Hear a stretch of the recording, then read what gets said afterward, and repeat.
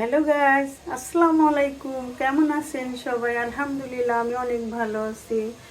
আজকে আমি রান্না করব গরুর কলিজা। আপনারা সবাই দেখেন, প্রথমে কলিজাগুলো এইভাবে গরম পানি দিয়ে ভালো করে ধুয়ে নেবেন। আমি ভালো করে গরম পানি দিয়ে ভালো করে ধুয়ে নিচ্ছি। তার কারণ এটা দিয়ে একটা রক্ত বের হয়। এর জন্য এটা একটু ভালো করে ধুয়ে নিতে হবে। আমি এখন একটু ভিজিয়ে রাখবো। এই তো আমি একটু নেড়ে নিলাম। এই যে দেখেন, আপনারা দেখেন কি নোংরা পানি, কি ময়লাগুলি বের হচ্ছে। এগুলি শুদ্ধ কি খাওয়া যায়? এর জন্য গরম পানিতে সবাই আপনারা এইভাবে করে নেবেন, কিছুক্ষণ ভিজিয়ে রাখবেন, ভালো করে ধুয়ে নেবেন। ভালো করে না ধুইলে এটাতে একটা কেমন যেন একটা গন্ধ বের হয়। এর জন্য ভালো করে একটু ধুয়ে এই ময়লা পানিগুলো ফেলে দিতে হবে। এর জন্য আমি একটু ভালো করে ধুয়ে নিচ্ছি। গরম পানি ফেলে দিয়েছি, এখন আমি ঠান্ডা পানি দিয়ে একটু ভালো করে ধুয়ে নিব। আমি মাছই হোক মাংসই হোক, অনেক ভালো করে না ধুলে আমি খেতে পারি না, আমার কাছে কেমন একটা গন্ধ আসে। তার জন্য আমি অনেক ভালো করে ধুয়ে নিই। চুলায় প্যান বসিয়েছি, এখন দিয়ে দিব তেল। তেল গরম হয়েছে, এখন দিয়ে দিব মশলাগুলো। ব্লেন্ড করে রাখা পেঁয়াজ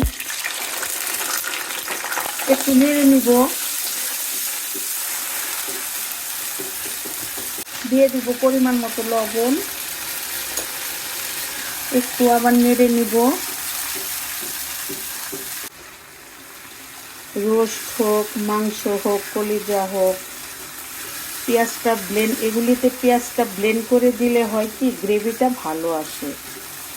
এর জন্য আমি ট্রাই করি পেঁয়াজটা ব্লেন্ড করে দেওয়ার জন্য। দিয়ে দিব পরিমাণ মতো রসুন বাটা, দিব আদা বাটা, দিব জিরা বাটা। মশলাটা ভালো করে একটু মিশিয়ে নিব, একটু নেড়ে দিব। দিব হলুদ গুঁড়ো, দিব মরিচ গুঁড়ো, দিব সামান্য ধনিয়া গুঁড়ো। একটু নেড়ে মিশিয়ে নিব মশলাটা কষানোর জন্য পরিমাণ মতো একটু পানি দিয়ে দিব।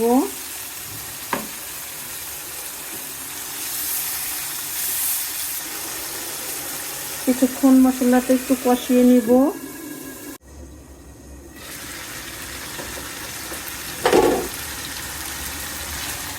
এই তো আমার মশলাটা কষানো হয়েছে। মশলা ভালো করে কষিয়ে নিতে হবে, তাই আমি মশলা ভালো করে কষিয়ে নিলাম। এখন কলিজাগুলো দিয়ে দিব। আপনারা হয়তো বলতে পারেন সাধনার রান্নাঘর থেকে কেন এত মাংস রান্না করা হয়? ওই যে বললাম যে আমার মেয়ের জন্য মাংসটা একটু বেশি খাওয়া পড়ে। তার কারণ ও মাছ খেতে চায় না, এর জন্য আমার মাংসটা বেশি রান্না করা হয়।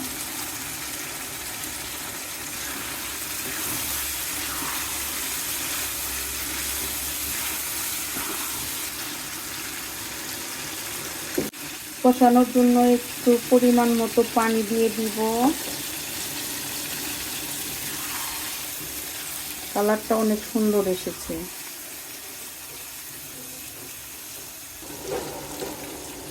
কিছুক্ষণ ঢেকে রাখবো।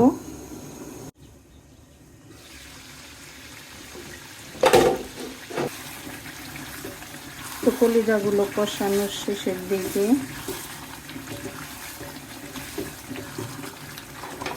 এখন দিয়ে দেব একটু জিরার গুঁড়ো,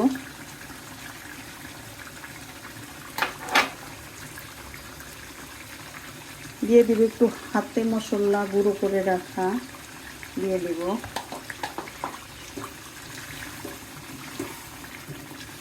জিরা গুঁড়ো, মশলা গুঁড়ো আমি পরে অ্যাড করলাম।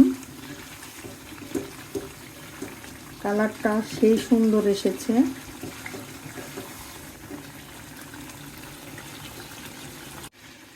কষানো হয়েছে, এখন দিয়ে দিব পানি।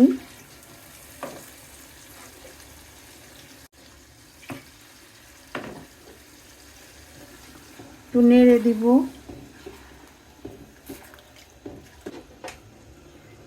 কিছুক্ষণ ঢেকে রাখবো।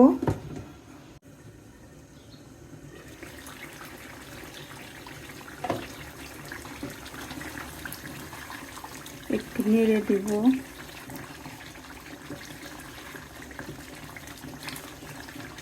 আমার রান্না প্রায় শেষের দিকে।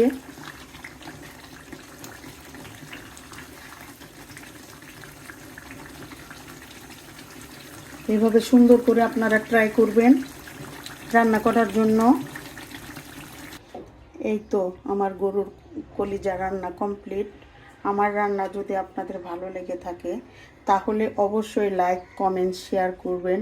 আমার পেজকে ফলো করবেন, আমার পাশে থাকবেন। সবাইকে ধন্যবাদ।